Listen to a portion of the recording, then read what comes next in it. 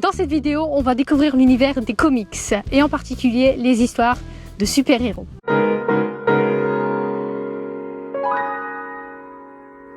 Salut les renardos, c'est Lee Comics. Dans les années 30 aux États-Unis, on invente les comic books. Ce sont des bandes dessinées sous forme de magazines. Tout le monde, ou presque, classe les comics par maison d'édition.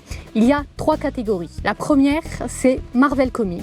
C'est l'un des leaders sur le marché. À ne pas confondre avec Marvel Studios, qui produit les films. Parmi les personnages les plus connus, Captain America, Iron Man, Hulk. En France, celui qui édite les Marvel Comics, c'est Panini Comics.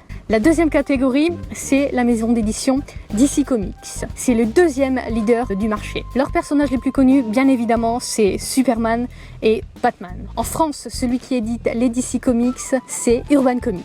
Troisième et dernière catégorie, c'est les indépendants. Ce sont des maisons d'édition moins imposantes, comme par exemple Dynamite Entertainment, Image Comics. Vous connaissez peut-être The Lone Ranger, The Green Hornet. Ce sont des personnages de Dynamite Entertainment.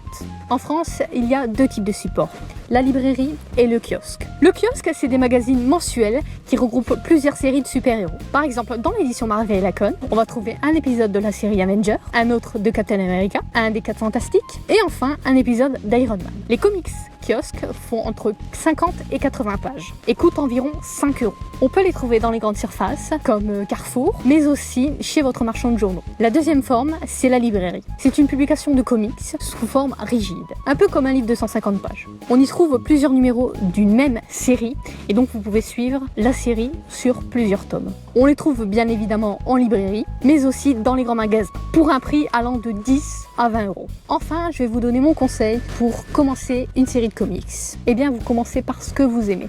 Vous choisissez un personnage, n'importe lequel, et vous choisissez son point d'entrée, c'est-à-dire l'introduction du personnage. Attention, comme un personnage a été traité par différents auteurs, il y a plusieurs versions. Il vous suffit donc de choisir votre version et votre point d'entrée. Je vous mets un lien dans la description avec toutes les informations nécessaires sur les points d'entrée. Si cette vidéo vous a plu, n'hésitez pas à la liker, à la partager à vos amis. N'hésitez pas à me poser des questions en commentaire et à me proposer des thèmes que je pourrais aborder en vidéo. Et surtout, restez à l'affût.